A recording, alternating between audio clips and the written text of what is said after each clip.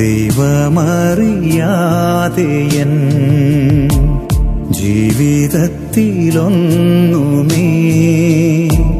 വന്നിടുന്നില്ലെന്നു ഞാൻ വിശ്വസിച്ചിടും. കുരിശിൽ കിടക്കുമ്പോൾ ഈശോയെ,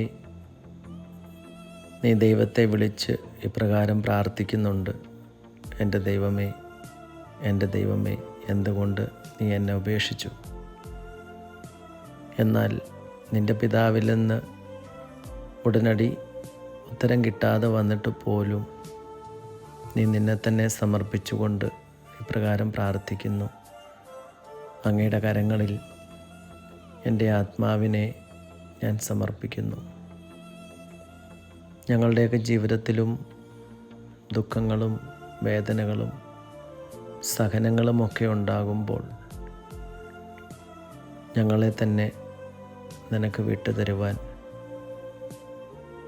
നിൻ്റെ കരങ്ങളിൽ ഞങ്ങളുടെ ജീവിതത്തെ സമർപ്പിക്കുവാൻ ഞങ്ങളെ നീ സഹായിക്കണമേ. ദൈവത്തോടു ചേർന്നു നിന്നാൽ ദൈവമെൻ്റെ കൂടെ നിൽക്കും. ഇടുങ്ങിയ വഴികളിലും രക്ഷയേകി